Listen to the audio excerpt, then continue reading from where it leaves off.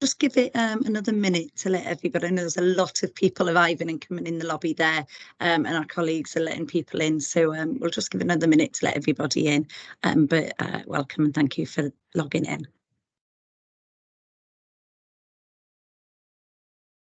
Hopefully you can all hear me okay.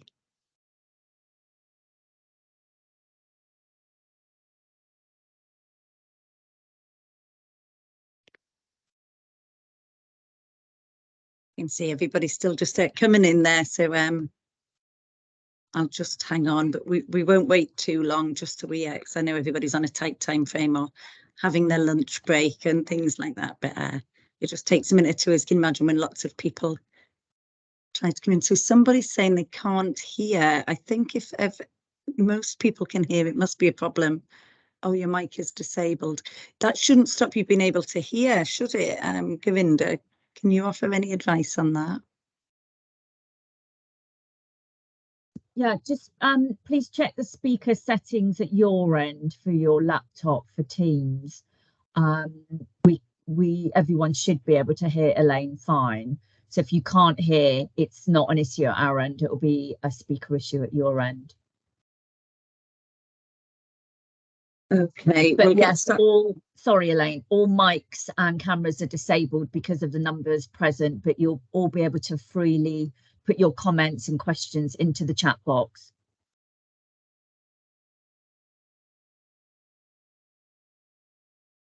Okay, there's just a couple more that have been admitted there. That sounds a bit like like we're in a hospital waiting room, not a Teams waiting room, doesn't it? Okay, I think there's a lot of people in the lobby, and I will just now try and ignore that. Like I've said before, hello everybody, and I'm Elaine Robinson. I'm one of the nurse education advisors at the NMC to support the implementation of the new post-registration standards. You may well have been to one of our recent webinars on the SCPHN standards or the SPQ standards, so you'll know how this works. Just obviously because we've got quite a large number of people that we're expecting to log in and attend, what happens is you're automatically muted, but the chat box will be there for you to ask any questions. And I do have a couple of colleagues online at the moment as well that are going to monitor that chat box. Some people will try and answer questions as we go if we can keep up with that, or equally they'll be able to they'll bring that together at the end when there is an opportunity for questions at the end, but we will gather them questions through the chat box, so please do use that. If you do have any issues with the chat box, you will see on the bottom of the slide that's on there, the Education and Standards inbox, and somebody at the moment is monitoring that.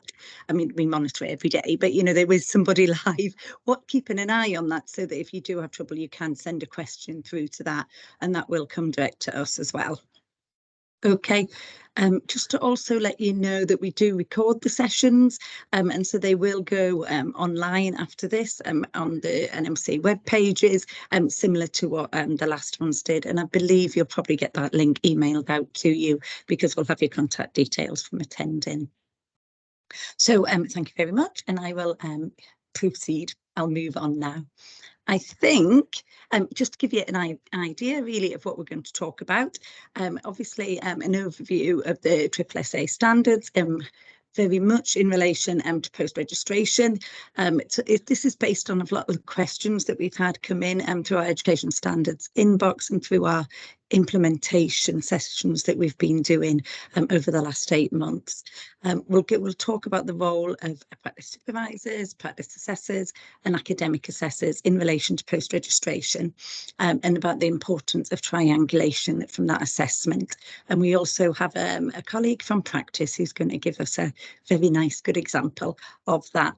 And a colleague from our quality assurance team, which will talk you through the steps required when you're thinking about approval. Okay, and then, like I say, we'll come together at the end and talk, give an opportunity for some question and answers. So just so that we can get an idea of who's attending, really, a little box will appear on your screen in a moment. And if I can ask you just to answer what there it is, what your role is in supporting post-registration students there.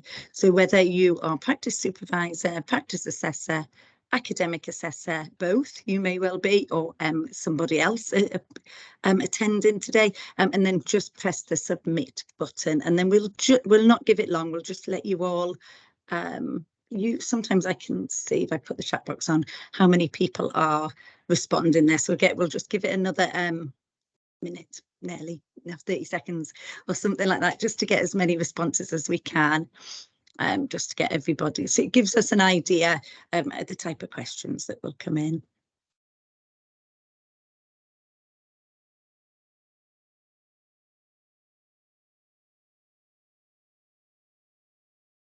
Okay, I think we're up to 94.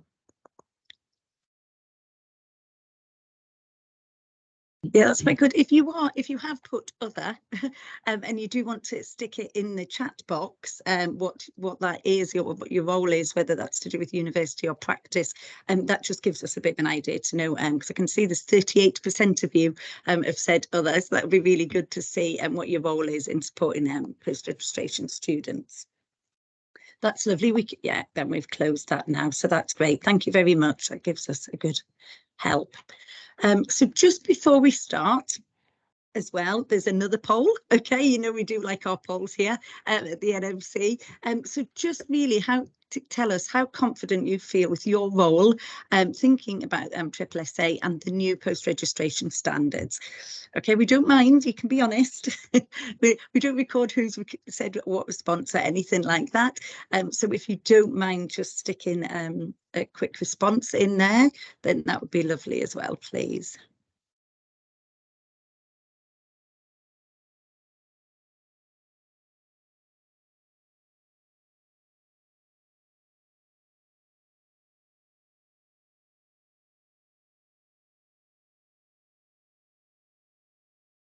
I don't know if that is, I can't see if that poll is, how many people are responding at the moment. The poll is not showing me in the chat box.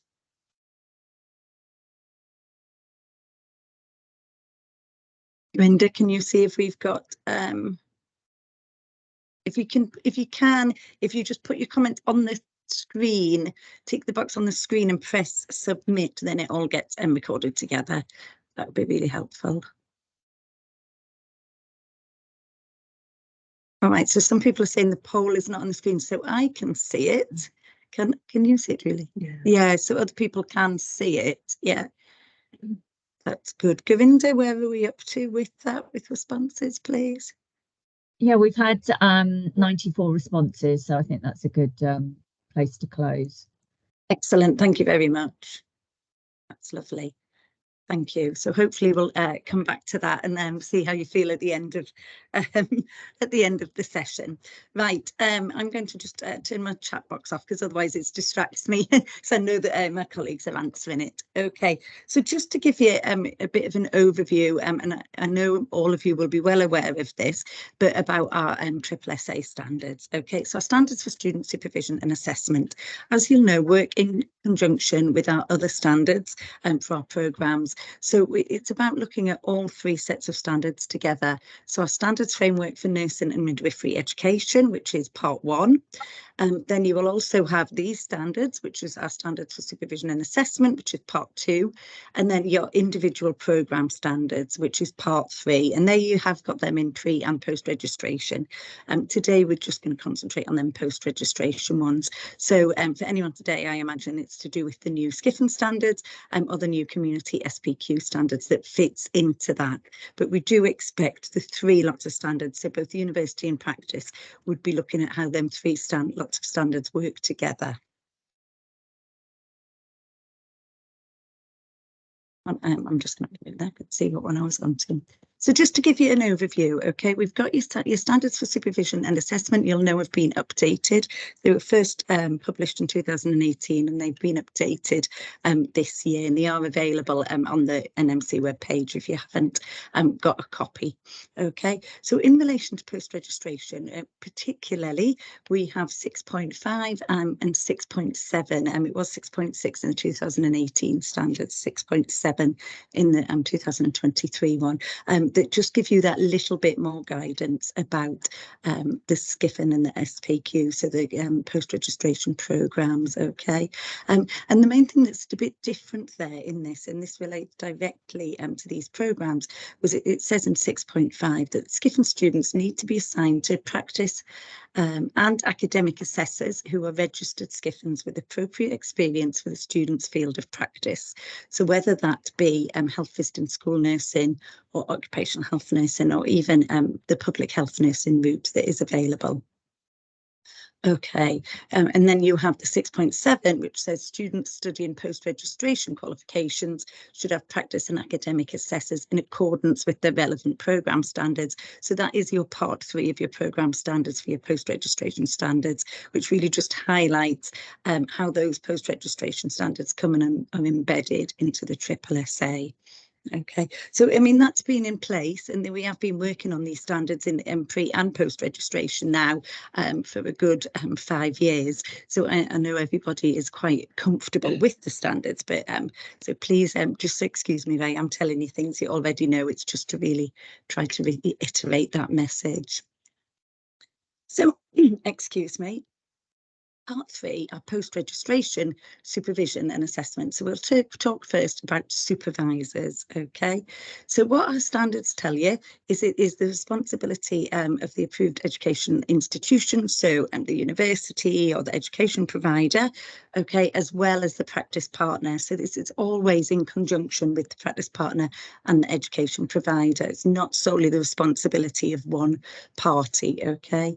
And it's up to these people to ensure the practice supervisors, and this is the same for assessors actually, but the practice supervisors have the adequate preparation and training to be able to support post-registration students on the programme that they're on. And we do know that as of next year, from 2024, you'll all have new programmes, and that will look very different out there for education and in practice. And you know, we know that practitioners out there are now starting to get used to these standards and be more familiar with these standards. So come next year, it should be a bit more of a comfortable process for you. But we would expect that there was some arrangements in place to make sure that your supervisors had adequate training and support about the programme and about what is required of SCPHN and SPQ students when they're on the programme. That's not just in university, but also in practice, and how assessment looks and how supervision looks. Okay. Obviously, what we say now and what our new standards say, and you'll see this in part 3 of the programme in section 4.4. It talks about practice supervisors for these students now should have completed their preceptorship period as a SCPHN or an SPQ. So we wouldn't be expecting a newly qualified health visitor to take on a SCPHN student, for example. We'll give them a little bit of a break, I think, and let them embed into their new role. And I think that's for them as well as it is for the student. That's really important, isn't it? So whatever that preceptorship period looks like in your practice area as well. So the NMC don't define how that looks, but just that preceptorship period has been completed. So there is a bit of a caveat in these standards. So what we say is that they should have completed their preceptorship as a SCPHN or an SPQ on the same part of the programme as the student, or that they can evidence prior learning and experience that helps them facilitate effective student learning for post-registration students. So that might be more relevant, I think, maybe in our smaller pathways. So the likes of community children's nursing SPQ or general practice nursing SPQ, for example, where you may well have some very experienced and knowledgeable nurses out there in practice who haven't completed the post-registration SPQ programme, but they would still be very well equipped to support that student. So that's where that caveat comes in, really. Equally, I know for SCPHN, some of our areas work across 0 to 19. So you may well have somebody with a health visitor qualification who works in a school nursing department and has got very good experience in that department that they can supervise and support a student in that area. And that's up to you in practice. When you're looking at them caveats, it's look at practice and university to determine that that supervisor has got the relevant experience experience and to facilitate effective post-registration learning. Okay, so like we've said, just to kind of reiterate, ideally, the practice supervisors should be they must be experienced, but they ideally they would have the qualification in the same field as the student, but they must have experience in the same field that the student is studying, so on that same pathway. They must have completed that preceptorship programme, and obviously be the ideal person and access any support or ongoing systems that you have available to support that approach to learning, and to understand that individualised approach that we talk very much about in the standards, that it isn't a one-size-fits-all approach to student learning, but it is very much about that individualised assessment and understanding how each student learns best.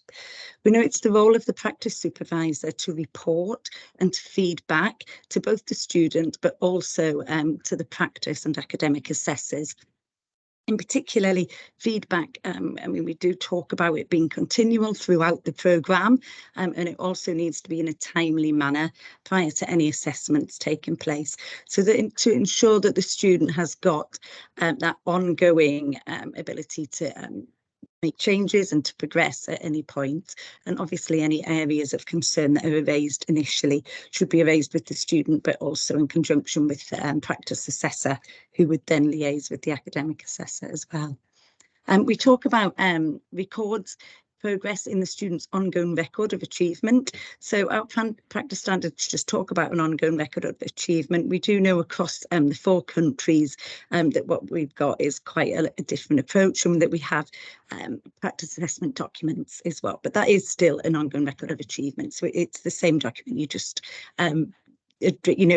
presenting it in a different way. So although the practice supervisor can't do the assessment of students and that final sign-off at all, they certainly could record in the ongoing record of achievement to demonstrate student learning. There we go. Oh, just an example. Okay, so this is just a little bit of an example to give you, and it's just a scenario, and it's a bit like what we've touched on. So if we think that we imagine that we have a student who is doing the general practice nursing pathway as the SPQ, and we know that there's quite a lot of people out there that are very experienced in general practice nursing, but that might not have the SPQ.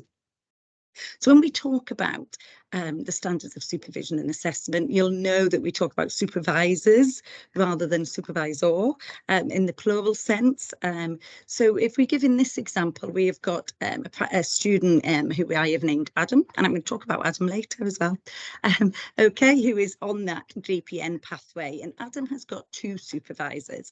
So he has one, Alucci, who has been a practice nurse for 15 years, lots of experience. She keeps herself up to date with practice. She's knowledgeable, and both the practice area and the university are very confident that she can support students in GPN practice. Although she hasn't completed her SPQ, she is knowledgeable and experienced in that area. So she is perfectly equipped to be one of Adam's practice supervisors because of that experience she's got and that extensive knowledge she's got in that area. He also has another supervisor in a different GP practice who he'll work with, and Jane has had her SPQ for 5 years. So although she hasn't got the same length of experience, she's still knowledgeable and experienced in that area. So both Jane and Alucci are responsible for the supervision in equally the same way at the times that Adam is out with them, and they are both responsible for providing feedback to Adam and to his practice assessor. So he will have one practice assessor who's supporting him on his 12-month programme. Okay, and then that will come together. So just to give you that, these supervisors are responsible themselves as well with it, to make sure that they understand the programme, they understand the assessment document, and they understand how they're giving feedback to Adam and to his assessors. That is just an example. Obviously, you don't have to have, it doesn't have to be set up like that. It is very much up to you to determine that. We can also talk about indirect supervision. So although we know it is, students must be supervised in all areas of their practice, and they must have supervisors with experience and qualification in the area that they're studying. There is also opportunities for them to have some indirect supervision, so to gain experiences in different areas or different services that will still lead to that learning that they're doing. I know our students used to have, the UNMT used to stipulate, didn't we, 15 alternative practice experiences, and particularly for our SCPHN students, and that's not a requirement anymore, but it may well be that you think from your program or the individual approach to learning that these students would really benefit from some wider experiences. So between the named practice supervisor and the student, they may decide it would be really beneficial for these students to visit different places. So places like the pharmacist, really, really important if you have got prescribing embedded into your program. Places like housing that give a really good community perspective, and police, psychology, social care. These are just examples that we're not saying by any means that your students have to visit these. It is about looking at that individual approach to that student learning. And how that will be different for every student. But as long as there was somebody there that is responsible for that supervision of that student on that day that they were visiting, or that time that they were visiting these other people, then they can be indirect supervisors. So they wouldn't be responsible for planning the whole learning journey or for planning and giving feedback to the practice assessor, but they would be responsible for giving some feedback to the named supervisors, so that there was that correlation in student learning and you could understand that. So that is still available, and it is talked about in the SSSA, so you can sort of go back and have a look at that. But just to clarify, that is still obviously a good learning experience that happens within these standards. Okay, so if we move on to practice assessors. Okay, so it's responsibility. So we talked about who the practice assessor needs to be, and like we've said, and it points out in the standards, the practice assessors should be qualified in the same field as the student, or they must have experience in the same field as the student. So what it will say in 4.6 of part 3 is that ensure the student is assigned to a practice assessor who is an experienced registered SCPHN or community SPQ for the programme the student is undertaking. Okay, so they must have, obviously, if they're making assessment of the student, they must have knowledge of the role that you're assessing against. And it makes perfect sense that when you think of it that way. Sorry.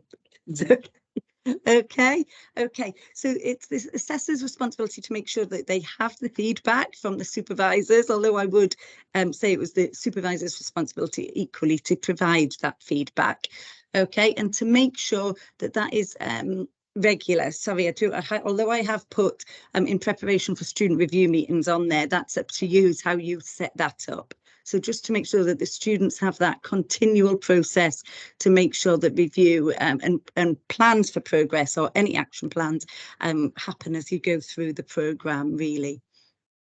Okay, it's really, really important. We've talked about ensuring that the students' individual needs. So you may have students with particular learning needs or particular previous experiences that are really taken into account. And that really comes in the assessment planning at the start of the programme that the supervisor and the assessor can do. So we need to think about that, okay? Feedback to the student and academic assessor as part of that tripartite that triangulation process. So when we look at what the SSSA standards say, they're very much embedded on a triangulation between the student and both the practice and the academic assessor. So it's not about practice assessors or academic assessors making assessments without involving the student. It should be very much a three-way process, which I will touch on a bit later as well. The practice assessors are responsible for assessing competence in practice. Okay, so thinking about areas of new learning, thinking about timely completion of the programme, and obviously for making sure that any concerns and issues are discussed with the academic assessor and programme team teams at the earliest opportunity, so plans to support progression can be put into place. It is the responsibility of the practice assessor to make sure and confirm that the student is fit for practice at the end of the programme as a registered SCPHN or community SPQ. So all of the standards or all of the proficiencies in the standards must be signed off in practice within that practice assessment document or that ongoing record of achievement, and that must be signed by the practice assessor prior to the student being registered as qualified at the end of the programme. This little table just gives an overview, really. It is showing you the SCPHN student and the SPQ student and who they need aligned to in practice. So although I put practice supervisor, they do need to have practice supervisors if we're going to fit in with the SSSA. Okay, and that's about making sure that we get objective assessments for our students. And as we've talked about in a lot of the webinars previously, by aligning more than one supervisor, that really supports an objective assessment and takes away any subjectivity that you may have with just single supervisors. Sorry. A practice assessor aligned for each part of the programme. How the programme is divided into parts, whether it is one part or more than one part, is up to the universities and practice partners to decide within their programme development. And the same for academic assessor. Okay, so they need to have one of those aligned. Again, the academic assessor I will come on to shortly needs to be familiar and experienced with the programme that the student is studying. Now, we do say in there that it is not ideal for really what we say is the supervisor and assessor should not be the same person. The practice supervisor and assessor should not be the same person, except in exceptional circumstances. Now, it's exceptional circumstances. We couldn't define every single one because that would be really between the university and the practice partner. But it may well be, certainly when you look at your prescribing standards, if you've got prescribing embedded into the programme, sometimes it's challenging to have different supervisors and assessors that can assess prescribing. And I know that those programmes, if you are working with them, I would say discuss that with your colleagues in prescribing because they're quite familiar with how that works. There are sometimes some other exceptional circumstances I know in the past where a supervisor may have or an assessor may have retired. And actually it's towards the end of the programme, for example, and you know, there hasn't been anybody else suitable to take over assessment. So the supervisor and assessors became the same person for that period of time. What we'd probably say is exceptional circumstances are exceptional. They're not something you can plan and they're not something we can probably, you know, we could stipulate what was an exceptional circumstance, and it should be discussed between the programme team and education leads in the university to clarify and document as well what that exceptional circumstance is. I don't know if any of my colleagues want to add any more about exceptional circumstances at this time. Well, there is a query in the inbox actually, Elaine, around the length of time that this might take. And I think your point about that we don't define exceptional circumstances, but that we do write down what those circumstances are and look to resolving those exceptional circumstances as soon as possible. If there is really only one person available, there is only one person available.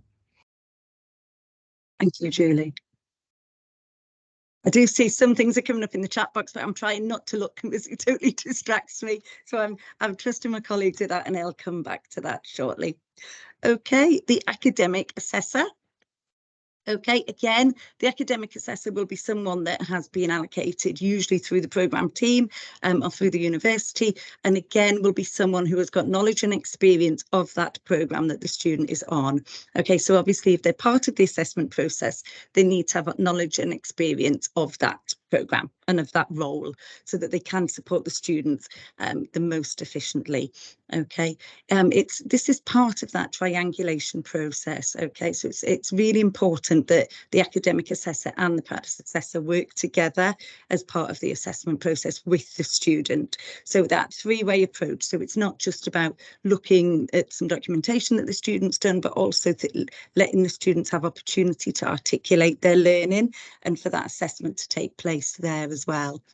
Okay, there will be sometimes, I imagine, lots of experiences or lots of points that are in proficiencies that a student may not come across in that area of practice, depending on where they are, but they may well have had the theory and be very good at articulating the learning. They may have had simulation or technology enhanced learning around that proficiency and be able to really understand it well, okay, to demonstrate proficiency and successful achievement of some of them standards. Okay, it's about, again, it's like we keep saying this, but it's very much about that three-way process to support an objective decisions, okay, and support recommendations for progression in the PAD. Or the aura. Keep saying the PAD because I know through all the engagement events that actually that's what most universities and practice partners are doing in these programmes, but just in case you have an aura as well, because that's the standards. Okay, that's again, this slide, it's just again articulating about that three-way process. I mean, there's nothing, obviously, nothing to stop discussions if practice or academic assessors have queries. We're not saying that they shouldn't have a discussion with their programme team at all.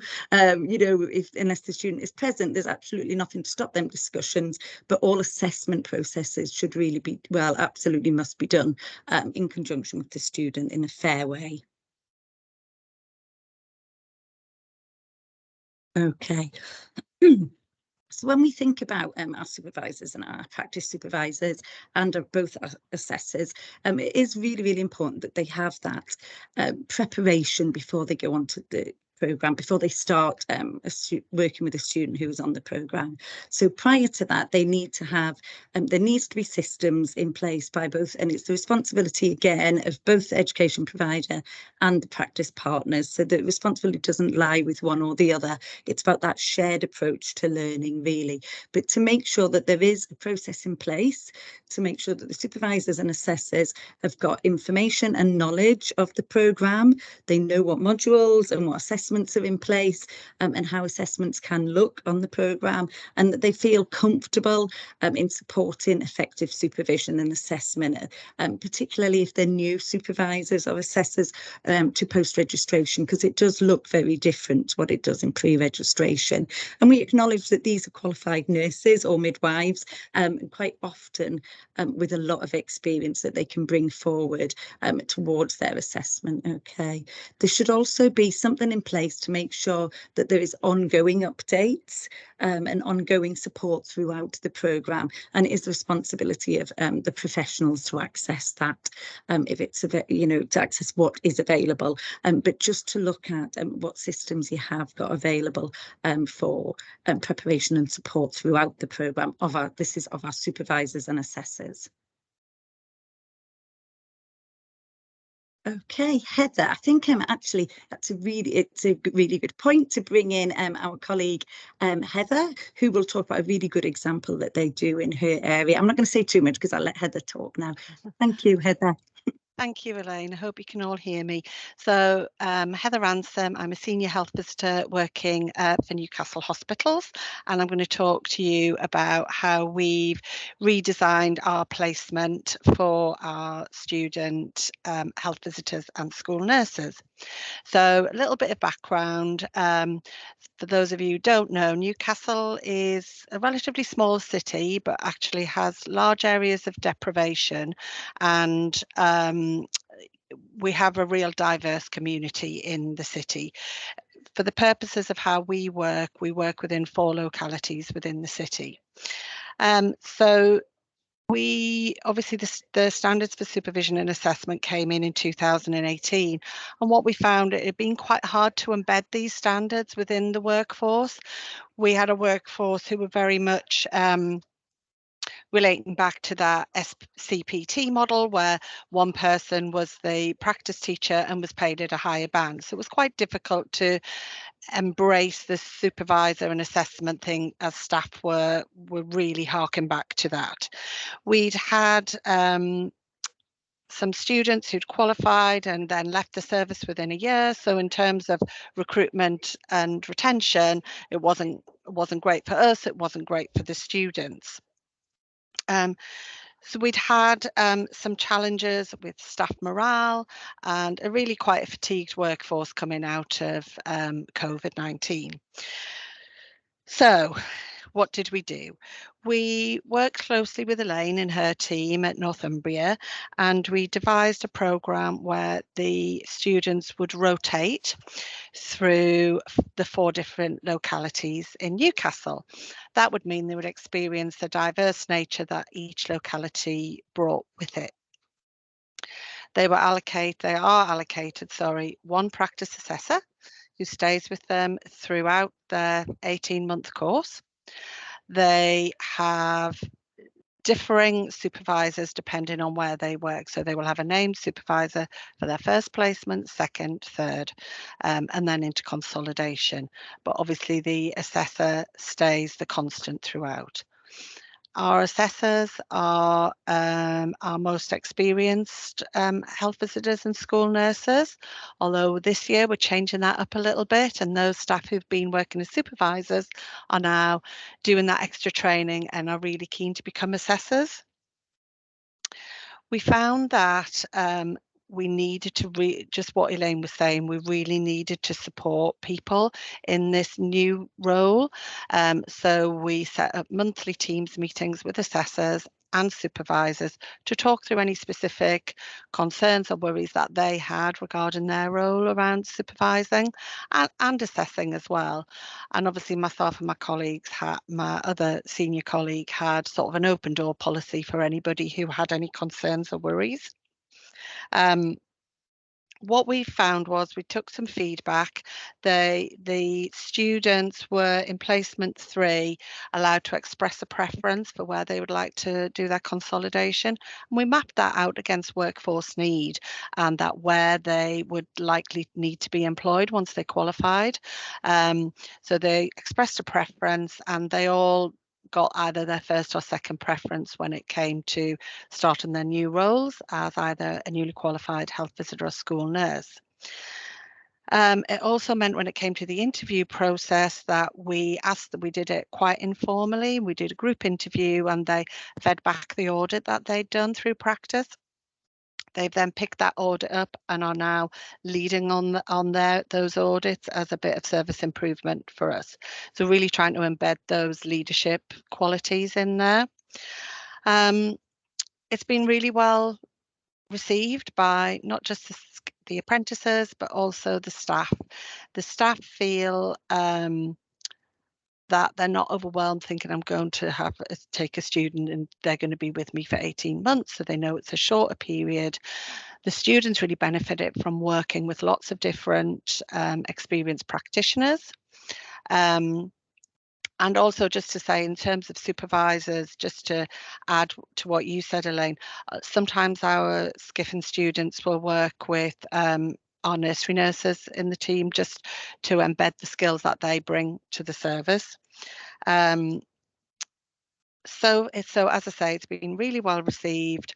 The students who've just qualified are now working in the area where they consolidated, so they felt more confident to pick up more complexity and run with their caseloads a little bit sooner.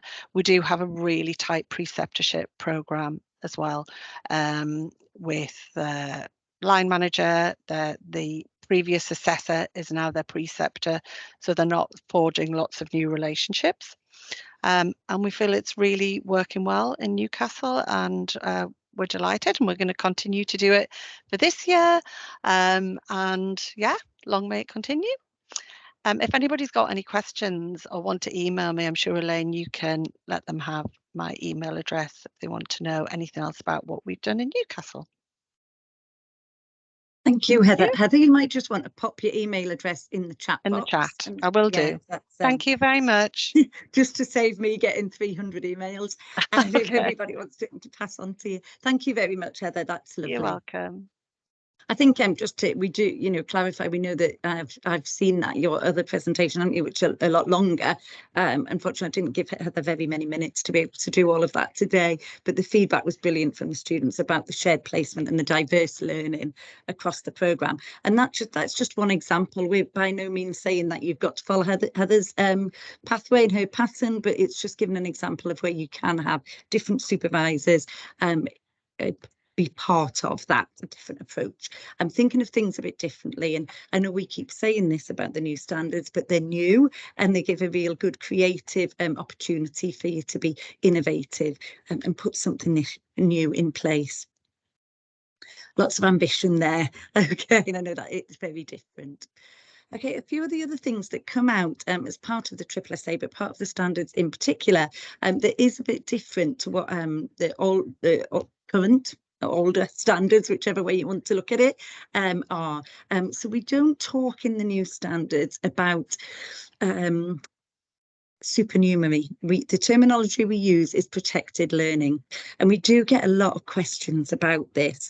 I think what we would say is protected learning is when students are on the programme, so the time they're on the programme, they should be learning and working towards proficiency of their standards. Okay, so whether that be SCPHN or community SPQ. We won't tell you how long they have to be working towards them, but if you have got a full-time student who has to do, we know, a minimum of 45 weeks, because that is in the standards, then we would expect for those 45 weeks while they were on the programme that they had protected learning, because they are learning at a full-time rate. Okay, and obviously pro rata for your part-time students. And one example that we talk about, and you'll see in the standards, or that you will have heard about, is that if you had a part-time student, for example, a part-time student could certainly be on the programme part-time, so have their protected learning part-time, but also have another job that they worked part-time, maybe even as a community nurse in the same field. But on the days that they were on the programme, that should be protected learning for them, both in university to attend their sessions, but also in practice. So that's what that terminology looks like. Okay, I've talked a lot about an individual approach. You're probably a bit sick of hearing me talk about that, but it is really important that we do deal with our students individually. So we do know that they will sit the same modules and you'll decide where they're going, but it's about their individual learning needs. Again, you know, one example we can say is particularly if you have got a student that has worked in, say, theatres or intensive care and has never had a conscious patient, they will have very different learning needs to a student that has already been in as a community nurse, and particularly if they've already been in that service. Okay, so what they need to learn will look very different, and it's about them, your supervisors and your assessors, thinking about that and dealing with that differently. Equally, you may have students who have particular learning needs to do with dyslexia or anything like that, so actually we need to think about how we can support them as well. Okay, and what needs to be in place both from university and practice to support that individual approach to ensure that that student has the most effective way of learning. Shared learning, okay, something that comes up. Certainly at the NMC, we talk about shared learning and encourage shared learning, and that can be both in university or in practice. So one example we could give is we know a lot of universities out there teach modules together. So for example, I'm just making this up now, but let's say if we say maybe a leadership module, you may have students from all different SPQ community pathways sitting in one room, and maybe all different SCPHN pathways sitting in one room, learning about the theory of leadership. And that is great. And they can learn from each other as well, and about how leadership looks in all different areas of health, care, social care as well, because that is part of our new community pathways. Okay, but then we would expect that they have the ability and support to apply context to that learning for their pathway. So although they can learn from their peer group, and that is brilliant, and share knowledge and experience, but we would expect them also to be supported both from a university point of view as well as practice point of view, so that they could, if that was a health visitor student or a district nursing student, they could apply that leadership theory to health visiting or to district nursing, as well as gaining that extra experience. How you set up that programme and how you work out that shared learning is up to you, as long as there should also be that support for that context of learning in place as well. Okay, now I think I'm going to hand over to my colleague Paula from our quality assurance team. Hi, thanks, Elaine. I think Elaine, you've covered most of what was in the next couple of slides. But just to reiterate from a QA perspective, everything that Elaine's talked about in terms of the education standards. The role of quality assurance is ensuring that those standards have been met through the evidence that you provide as AEIs in the QA link, which most of you should be familiar with.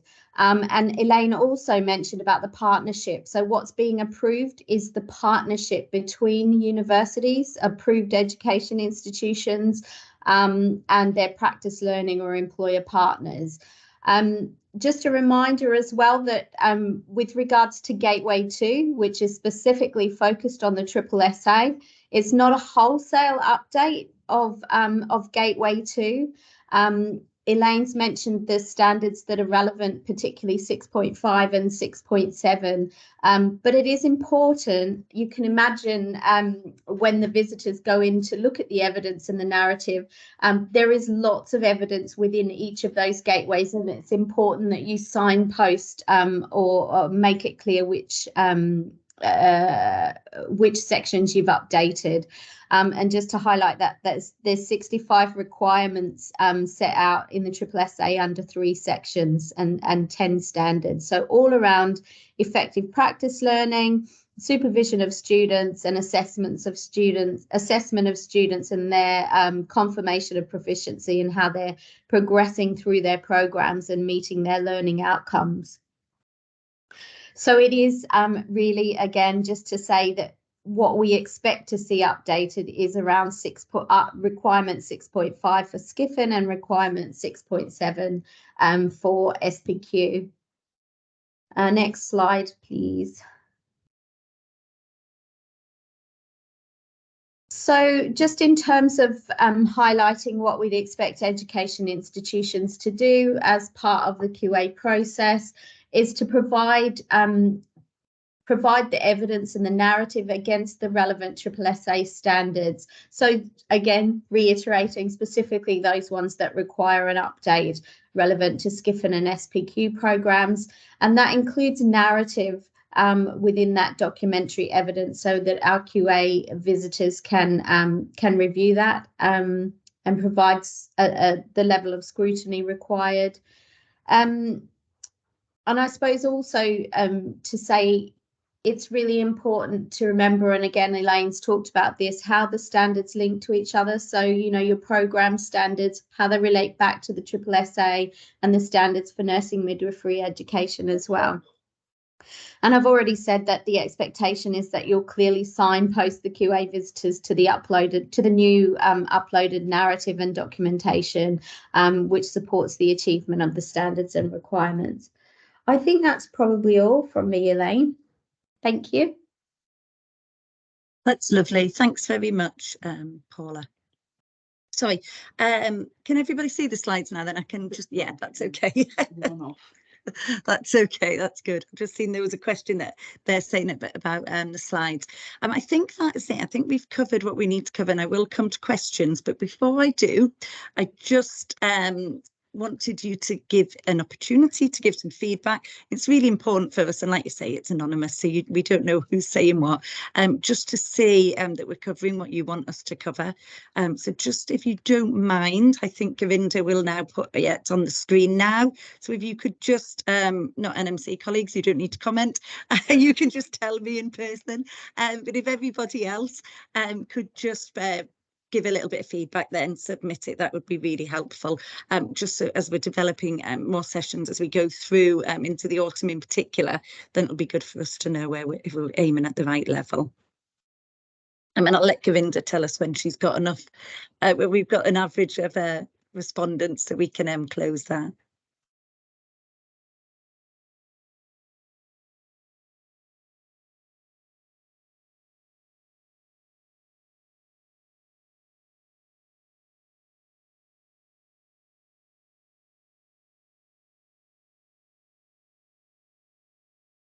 Thank you. I think we've got 100 respondents, so I think we can probably close that now. Thank you.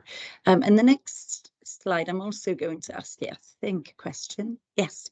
Okay, so Govinda's now going to put a word cloud up, and I just, if there's anything in particular, when it comes up, yes, if you just, it's where it says enter your response, I know it's quite simple. If in one word there's anything you would like us to cover, please do pop that in then submit. We are in the process of developing some more webinars for end of September, October time, so it would be really good if there is anything that I can make sure that we do cover as we do them webinars. Yes, apprenticeship, there's the one. That's everybody's eagerly awaiting the new apprenticeship standards coming out, aren't they, to be published in the Summer for England.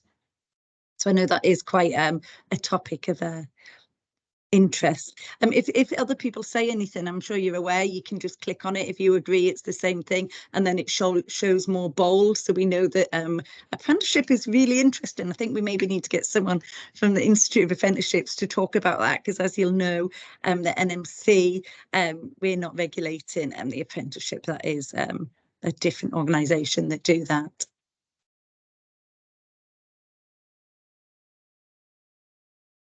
Some interesting things that are coming up there. So what we will do is capture that, and I will have a look at that ready for our next webinar. So thank you very much for that. Can probably close it now. Thank you. So what I will do, I'll just quickly give you an overview before we come to questions about implementation and support that is available for you. You will know that obviously back in September, I think it was, when Anne Trotter released some webinars around the introduction of the new SCPHN and SPQ standards, and those webinars are available online on our NMC website for you to look at. Equally, the webinars that we've just had last month are available as well for SCPHN and SPQ. And we have just recently, and we are continually updating our support and information. So please do be signposted to that support and information that is on the same site as the same place as the webinars that you'll find. You can contact me, yes, through the Education and Standards inbox, which will come up in a moment. And that's probably the easiest way to contact me, because it just, if I'm off at all, it means that somebody will pick that up. Where if you send it to my personal email address, not personal, but my NMC one, I don't mind at all, but I just worry that I only work 3 days a week, and I would hate you to be waiting for a response. But certainly the Education and Standards email address is the best place to contact us, and then it means other people in the team can help out as well, and we'll certainly respond to that, and it may be that that's the appropriate person. We are also doing some drop-in sessions that we've called them, and you may well have been informed of these through your education institution, and they start next week. So that will be where 2 of us are leading that. It's not a webinar like this, so it's not a delivered session, but it is an opportunity for you to come on and ask any questions that you have got. I mean, it's not about us writing your programme for you, obviously, but any queries that you have, please do come on. They will be for an hour over lunchtime, And you know, like I say, please feel free. You can just, you don't need to register for them. You just log in and drop in at the time. You might want to come and listen to other people's questions, or you might just want to come in, ask your question and pop back out again. And we've got dates now for over the summer, I think into mid-September, and then we'll update that and see how they're getting on and how well they're being received. And like I say, we will also have some more webinars on. You're well aware of the implementation support that's available from myself and the team to do with post-registration implementation. And I have met a lot of you, I know, both at face-to-face and online events when you've been working with your practice partners. So obviously, as you continue with your programme development, if you want that support, and particularly, you know, for anyone who hasn't had that before, but even if you have, that's absolutely fine. Please do just get in touch with me with some dates, just to let you know if you want. Monday, Tuesday and Fridays are my working days, but obviously there are my colleagues in the team that are very good at helping out as well, and delivering some of that support for you as well. But it's just if you're planning events and things like that, it's good to sort of we can work together to get a date that works us both, so that we can come and support. Okay, so that's just to let you know that. Thank you very much. And there's some links there on this slides. And like I say, these will be published on the website. So I will now come over to our team. Oh, you can't see the can you see the email? Okay, I can't see it on my slide very well. So it's lowercase education and standards at nmc.uk.org. I can't see it on the slide at all. So in a moment, what I'll do is I'll go back to the first slide. Someone might put it in the chat box for you there as well. If I go back to the first slide, I can't remember if it's on the first slide or not. No, it's not. It's under housekeeping, Elaine. Oh, next slide. There you go.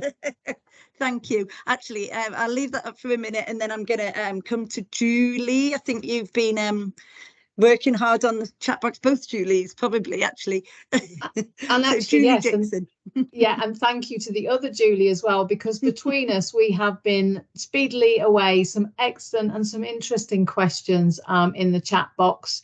A couple of which actually I thought I'd wait till now to ask. So Fiona asks whether we can confirm, please, that must students have more than one supervisor, or can they have more than one supervisor? It's about how you demonstrate that they meet the SSSA standards. Okay, so one supervisor, I would query, how does that meet SSSA standards for an objective assessment?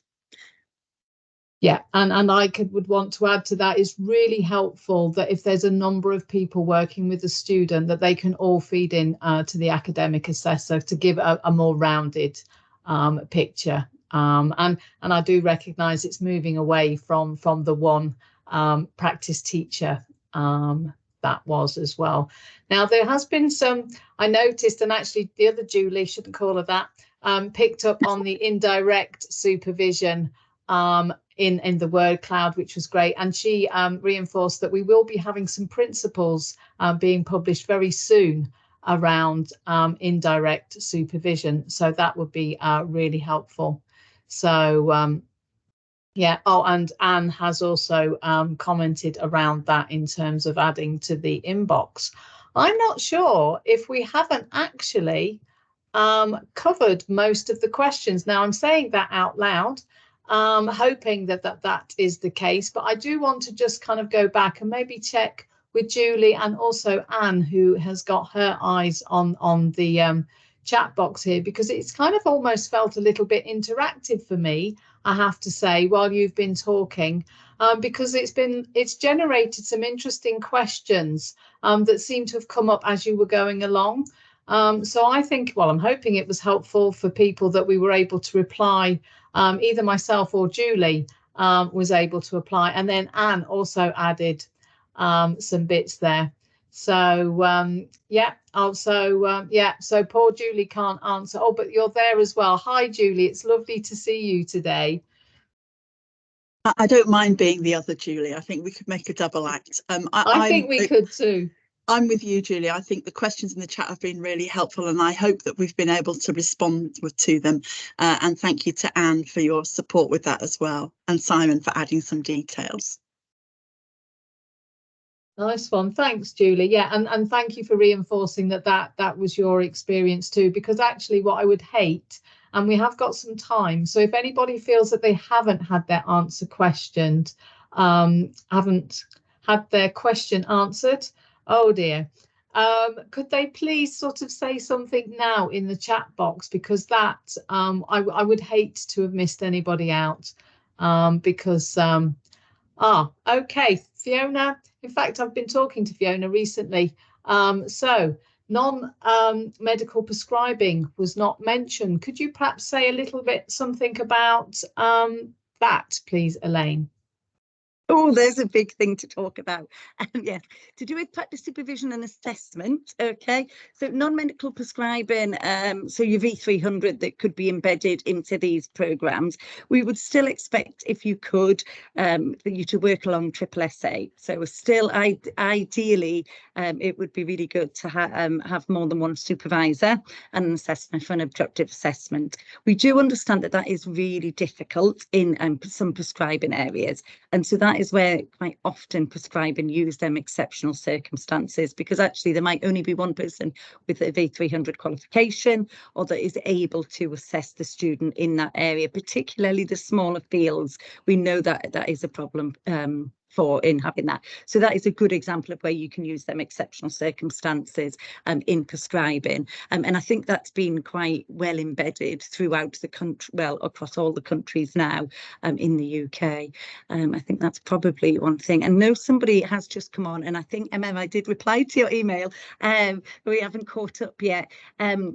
We can't, we did mention it a bit earlier about exceptional circumstances, in that we can't, because they're exceptional, we can't really provide any direct guidance on how long that could be for, because it is about that exceptional circumstance.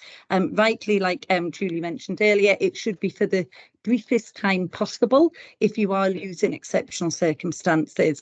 So it shouldn't be something that you would plan ahead, as to speak, unless possibly it was under that prescribing remit and when you knew that that was the case. But ideally within your programs, to give students an objective assessment. And I think thinking of the student and the protection for the supervisor and the assessor, the more you embed these standards into your programs, the more effective that learning is going to be. That's lovely, and thank you for picking that up. Oh, and you see something else has just gone in there now, but I've got a lovely email, a lovely question from TB, which was kind of asked earlier. So if a practice assessor is a health visitor but has also completed a school nurse conversion course, can there be a practice assessor for a school nurse student? And also vice versa. If they, what it talks about is it that they're either qualified or they have experience and knowledge in that field. If you are comfortable between your practice partner and your university or your education institution that that person has got experience to give effective assessment and supervision, then that is your decision. That is lovely, thank you. And I can see Simon is beautifully prompting here. I just want to double check, but I think I know the answer to this question. So Teresa's question is around 4.6.1, which is around the exceptional circumstances, if I am correct in thinking. And so I think you have answered that in terms of we don't determine how long that it may be that a supervisor and an assessor is the one and the same person, but what we are recognising is from an objective perspective that is not helpful for the person being that one in the same person. So actually it would be great if they could get some support from another registered professional so that they could share the role of supervisor and assessor, so that they're not that one person isn't having to do that role solely by themselves. I think what I'd say is between between the university and the education leads within that practice area, if you're thinking you need to use the exceptional circumstances caveat, then you need to have that discussion prior to it happening. I know, certainly in my other head in my other role that's happened previously for a very short length of time.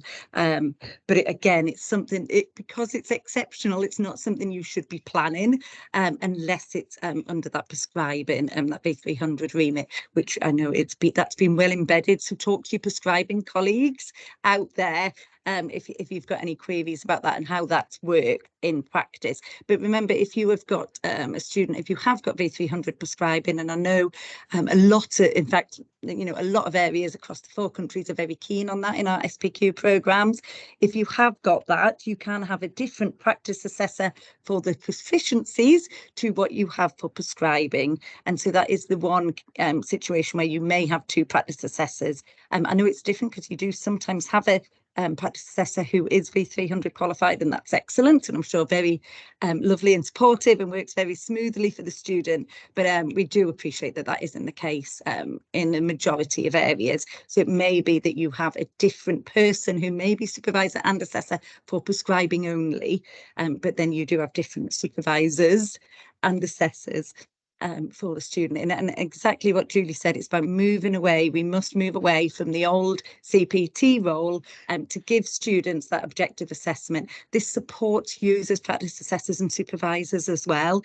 And I'm sure, you know, if you've ever had students that you have got concerns, and it's still that same, we fail to fail, and that still happens in post-registration. So we absolutely need to make sure we're getting objective assessments from a range of professionals with the experience in these post-registration programmes.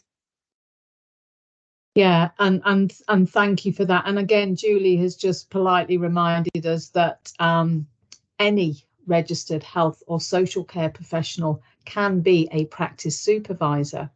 And so what we mean by that is the actual regulated bodies in the UK. So that could be a general practitioner, it could be a social worker, as well as a pharmacist. So a variety of different people to give the student really a good idea of the other professionals who are working within that area and supporting the people who use services in that area, and can really enhance students' learning really. So that works, yeah, that works for the indirect supervision for these programmes. So although our standards will say they must be experienced in that field, you know, indirect supervision still feeds to student assessment. Absolutely. Yeah, and quite rightly reminded, Catherine, thank you very much, that this provides wonderful opportunities for interprofessional learning and experiences, without a doubt. And yeah, what is the student there to learn, and who is best that they can learn from? And as always, Anne is just adding her sort of little bit in there that just kind of covers it really very nicely. So oh, there's a point here as well about there being an increase in the workload for health visitors and school nurses acting as practice supervisors and practice assessors, with no reduced caseload and no extra financial benefit. No, unfortunately not, but perhaps another good reason why to share the workload with your fellow colleagues across the board as well, I guess. So some good questions coming in now. I think it's important to remember as well, when we talk about supervision and assessment, it's actually part of your registration requirements as a nurse. Yeah. So I think I know that's easy for me to say, but I've been in practice and I know the challenges that are there in practice. But actually, yeah, as part of the code, and even more so if you're on a community SPQ programme, it is one of the proficiencies of a community SPQ that you support pre and post registration students. So actually, you're bound by that. So I think that's a supportive feature that we need to just be remembering out there. Yeah, and I've seen Ellen has said that it is within registered healthcare professional. That's the indirect supervision. So I think when we're talking about the registered professionals as your main supervisors need to have experience in the same field that the student is working on. So your main supervisors for these programmes, I think, just to reiterate that. But if a student can learn, particularly community students, can learn a lot from working with the neighbourhood police for a day or a half day, and that can still be indirect supervision that feeds to student assessment, and we would still expect that to be in place to support the student through that learning process. Yeah, and that's a really good point about indirect supervision. Although in the county in which I live, they also have nurses who work alongside the police, certainly within mental health services, So it might not need to be indirect supervision. So I do think this provides an opportunity to engage with different teams to see who's there and who might be able to support students. So, oh, and I was about to read the next one, but actually some lovely feedback about how helpful the session has been, and that they're having to leave now, but they look forward to other webinars in the future. So there's just a bit of feedback rather than a question. So yeah, I think, and I am really looking now. I've been up and down looking, despite the fact that both Julie and I have done, I think, a very good joint, like she says, a double act between us answering the questions. But so it felt really rich and really engaged with the different questions about the various bits, which from our perspective, I think is really helpful because it can feed into our frequently asked questions and actually support how we clarify some of the information.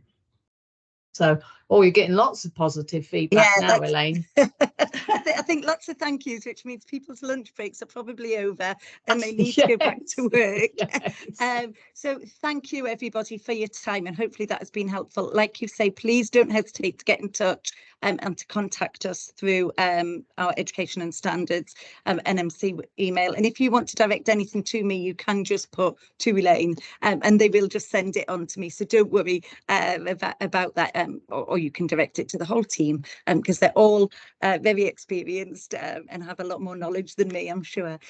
So that's great. But thank you very much, everybody, and I will see you all soon.